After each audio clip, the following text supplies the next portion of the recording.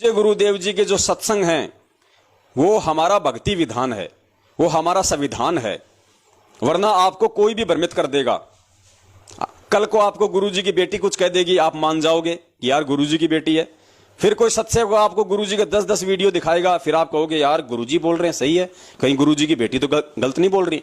फिर आपका पाकिस्तान का कोई कोऑर्डिनेटर आपको भ्रमित कर देगा, तो भगत जी ऐसे तो गोल गोल घूमते रहोगे और अपना समय और समा से इसी चीज को सोचने में बर्बाद कर दोगे कि कौन देशद्रोही और कौन गुरुद्रोही। तो हम तो भगत की श्रेणी में भी नहीं है, तो कम से कम पहले हम भगत तो बने। तो भगत जी इतने दिनों से आप जो लाइव साध संगति के प्रोग्राम देख रहे हो, हमारे वीडियो देख रहे हो, हमारे विचारों से आप परिचित हो।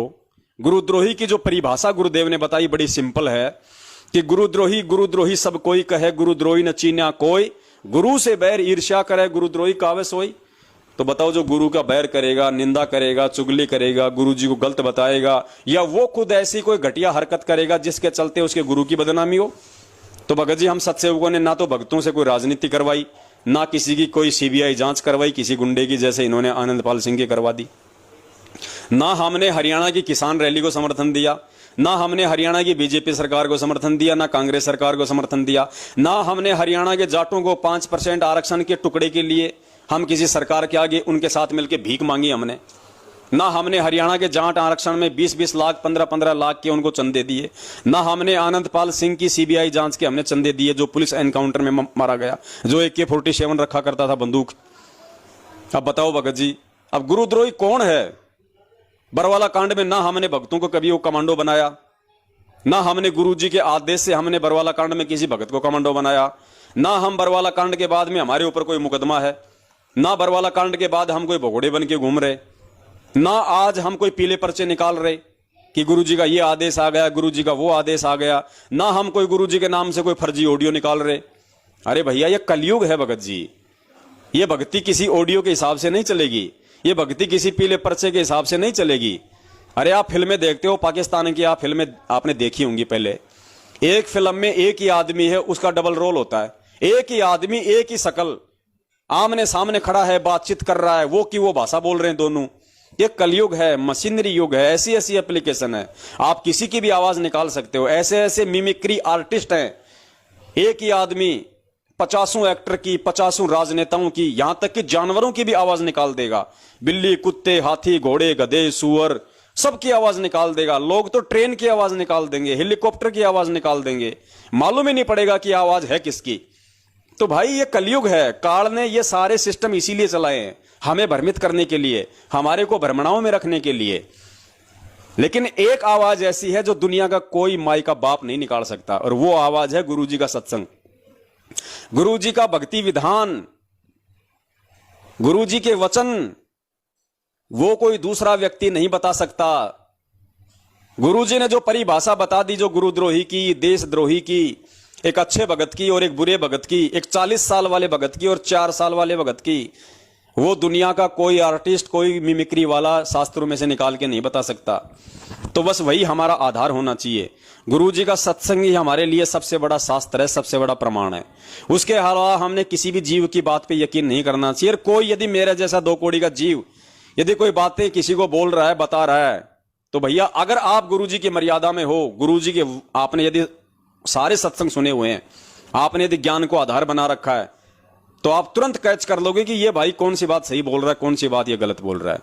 और जो सही होगा उसको ग्रहण कर लो, जो गलत है उसको छोड़ दो। मालिक की वाणी भी है ना, साधु ऐसा चाहिए जैसे सीप सुहाए, सार सार को राख ले, छाड़ दे या सार, ऐसी कुछ वाणी है मालिक की। अरे कुछ भी आ रहा है, अरे जो सार है, जो हमारे मतलब का है, जो गुरुजी के ज्ञान आधार से है, उसको स्वीकार कर लो, बाकी छोड़ दो। लड़ाई झगड़ा करने की क्या आवश्यकता है? बस हो गया। मैं चाहे गुरुद्रोही हूं, चाहे मैं गुरुमुखी हूं, आपको इससे कोई फर्क नहीं पड़ना चाहिए। ये गुरुद्रोही क्या बात बोल रहा है, अगर वो बात आपके जीवन में काम आ सकती हैं, और वो बातें यदि गुरुजी के विधान के अनुसार हैं, गुरुजी के भक्ति के अनुसार हैं, तो उनको स्वीकार कर लो भाई।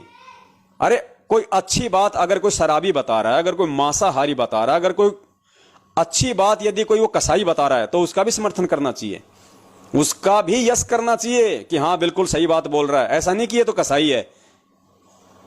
अच्छाई और बुराई भगत जी सबके अंदर है। तो हमने उस चीज को ग्रहण करना है जो गुरुदेव ने बताया। जैसे हंस होता है, सारस, सारस नाम का एक पक्षी होता है, उसको एक गॉड गिफ्टेड एक उसको एक है कुछ ऐसी पावर। गुरुजी कहते हैं कि उसको एक पात्र के अंदर 1 किलो दूध और 1 किलो जल पानी दोनों को मिक्स कर दो, 1 किलो दूध और 1 किलो पानी को। तो गुरुजी ने बताया कि वो ऐसा पक्षी है, उसको परमात्मा ने ऐसी वो दी है उसको टेक्निक, वो पानी पानी छोड़ देगा 1 किलो और दूध दूध 1 किलो पूरा पी जाएगा। तो वो संज्ञा परमात्मा ने आप और हमारे को दी है, हंस की संज्ञा, कि कहे कबीर पुकार के दो ही बात। मालिक की वाणी है कि कहे कबीर सोए जन मेरा, कि मेरा वो ही भगत है जो नीर खीर का करे निवेरा, जो सच और झूठ, सार और असार, नकली और असली, इन दोनों के अंदर पहचान कर लेगा और फर्क महसूस कर लेगा, और जो सही है जो असली है उसको अपना लेगा, जो नकली उसको छोड़ देगा। अरे आप जी मार्केट में जाते हो, कोई समोसे कचौरी खाते होंगे कभी, और उसमें यदि कोई अगर वो तिनका वगैरह आ जाए तो क्या तिनके को भी खा जाओगे? उस तिनके को निकाल के साइड में डाल देते हो ना। लेकिन ये थोड़ी कि उस तिनके को तुम गाड़ियां निकालने लग जाओगे, उस तिनके को तुम निकाल के चप्पल वहीं पे पीटने लग जाओगे। अरे जो हमारे काम का नहीं है, जो खाने का नहीं है, उसको निकाल के फेंक दो। लेकिन जो खाने का है, उसके अंदर जो मटर है, जो आलू का जो उसके अंदर मसाला है, सूप है, वो तो खाओ, बाकी निकाल के फेंक दो कचरा।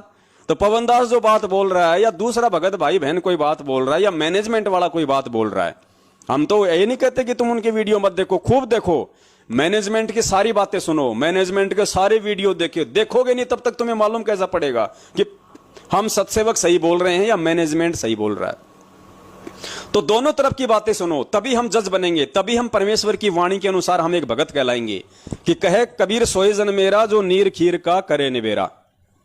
और दूसरी वाणी में परमात्मा ने कहा कि भैया पक्षा पक्षी के कारण है सब जग रहा भुलान। पक्षा पक्षी, पक्ष और विपक्ष, गुरुदेव ने कहा कि ये पूरी दुनिया पक्ष और विपक्ष के चलते भूल में पड़ी है। पक्षा पक्षी के कारण है सब जग रहा भुलान, निष्पक्ष होके हरि भजय, सोहे सतगुरु सुजान, सोहे संत सुजान। कि मेरे इस मार्ग में पक्ष और विपक्ष से दूर होके जो निष्पक्ष होके जो मेरी भक्ति करेगा। अब निष्पक्ष कौन होगा भगत जी? निष्पक्ष वो होगा जो ज्ञान आधारी है, निष्पक्ष वो होगा जो सही और गलत का फैसला करना सीख गया, निष्पक्ष वो होगा जो पहचान करना सीख गया कि कौन मेरा गुरु भाई है और कौन मेरे गुरु का द्रोही है, कौन सतगुरु एजेंट है, कौन काल का एजेंट है। तो ये निर्णय करेंगे तब तो हम भगत बनेंगे। अब अभी तक यदि हम यही निर्णय नहीं कर पाए, इतने ऑडियो वीडियो सत्संग सुन के, ये दास जो राम कहानियां सुनाता है सारी गुरुदेव के ज्ञान आधार से बताता है, गुरु जी के सत्संगों को सामने रखता भगत जी। अब बोलना तो मेरी मजबूरी है, अगर गुरु जी के सत्संगों को सीधे सीधे अगर हम उनको समझ जाते तो मुझ दास को फालतू में अपनी जीभ दुखाने की क्या आवश्यकता थी भगत जी। लेकिन वो सत्संग हमें क्या कहना चाहते हैं, गुरुदेव सत्संग के माध्यम से हमें क्या समझाना चाहते हैं। अब गुरुजी ने बताया कि बच्चा स्कूल में जाता है तो माँ बाप ने उसको पुस्तकें तो लाके दे ही दी। अब वो बच्चा ही अगर इतना ज्ञानी होता तो स्कूल जाने की जरूरत क्या थी, पुस्तकों को घर पे पढ़ लेता कि इसका क्या मतलब है। लेकिन वो नहीं निकाल सकता मतलब, इसलिए वो बच्चा स्कूल में जाता है, वहां पे उसको टीचर पढ़ाते हैं। तो इसी प्रकार जितने भी जो ये धर्म ग्रंथ हैं, गीता, वेद, कुरान, पुराण, ये यही थे, हमारे घर में रखे थे। कहीं भी जाओ मार्केट में 150 रुपए के लिया, कौन सी बड़ी बात थी। लेकिन हम इनको नहीं पढ़ सकते थे, नहीं जान सकते थे इनके मर्म को, इनके रहस्य को। इसलिए उस परमपिता परमेश्वर सतगुरु रामपाल जी महाराज जी को एक सतगुरु, एक टीचर की भूमिका में यहां आना पड़ा, हमारे को पुस्तकें पढ़ाने के लिए, उनके रहस्य को, उनके तत्व को समझाने के लिए।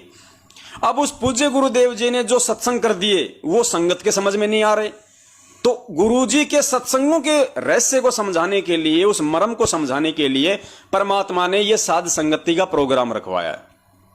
इसलिए भगत जी हम तो यहां 2-2, 3-3 घंटे बैठ के अपनी सेवा देते हैं, वरना हमारे कोई सिर में कोई दर्द थोड़ी है भगत जी। 3 घंटे यहां मैं बोलूंगा, उससे अच्छा खाना खा के अपना मंत्र करूंगा, 1 घंटे भगवान का सत्संग सुनूंगा, आराम से सोऊंगा। मुझे क्या जरूरत है मेरी फोटो को देखने के सामने इस मोबाइल में? मुझे आप थोड़ी दिखाई दे रहे हो, मैं तो अपने आप को देख के भौंक रहा हूं। तो ये क्यों कर रहे हैं भगत जी? हम इस चीज को थोड़ा हमने विचार करना पड़ेगा, इस चीज को हमने सोचना पड़ेगा, समझना पड़ेगा। कौन गुरुद्रोही है, कौन गुरुमुखी है? गुरुजी देशद्रोही हैं या गुरुजी पूरे देश की धरोहर हैं? इस चीज को भगत जी हमने उनके विचारों से ही जानना पड़ेगा, उनके विचारों से ही हमने उनकी पहचान करनी पड़ेगी।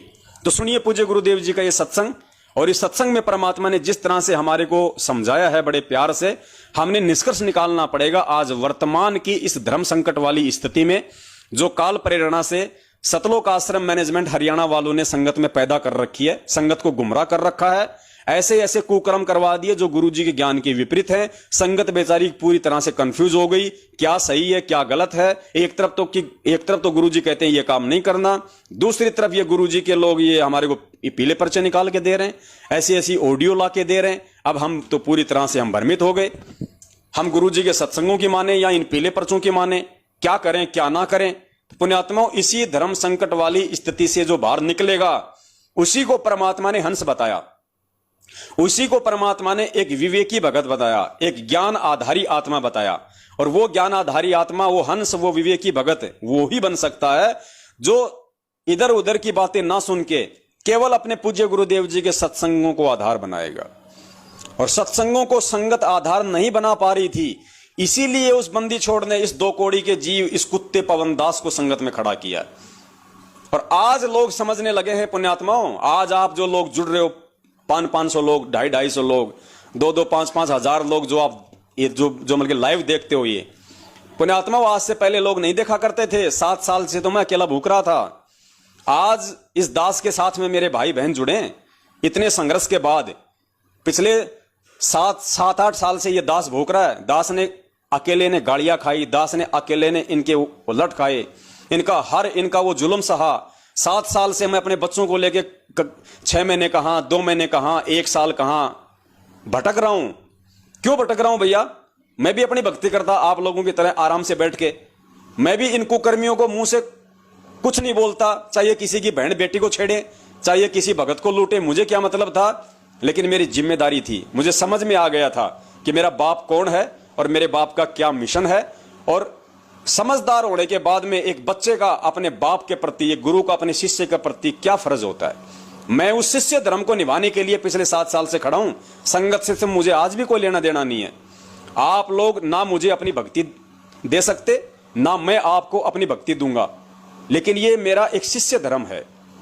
और एक भगत भाई होने के नाते मेरी जिम्मेदारी बनती है कि छोटे भाई यदि कुमार्ग पे वो चल पड़े किसी दूसरे व्यक्ति की कुसंगति में, तो जो उनका जो बड़ा भाई होता है उसकी जिम्मेदारी बनती है कि वो अपने छोटे भाई को सही रास्ते पे लाए।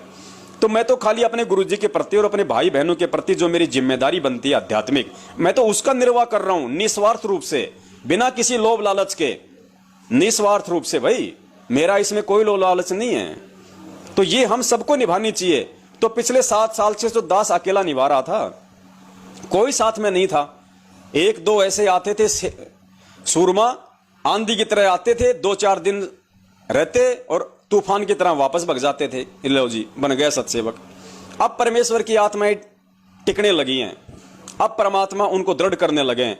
तो भाई 7 साल से तो दास अकेला भूख रहा है। ये तो आप लोग पिछले 6-7 महीने से तो जुड़ने लगे हो। 6-7 महीने पहले आप लोग कहां थे, साल भर पहले आप लोग कहां थे, आप देख लो। अब आपको तो इतने सबूत दिखाए, इतने गुरुजी के आप जियों को ये सत्संग सुनाए हैं, इतने सारे सबूत इन मैनेजमेंट वालों के खिलाफ, इतने सारे आपको ढेरों प्रमाण आपको दिखाए, तब जाके आप लोगों के ये दिल में समाइए कि वास्तव में ये मैनेजमेंट वालों ने ही बरवाला कांड करवाया है और अपने धार्मिक धंधे के विस्तार के लिए और गुरुजी के आदेश की आड़ में इस पवन दास को जबरन इन्होंने गुरुद्रोही घोषित कर दिया है और संगत को ये लोग गुमराह कर रहे हैं।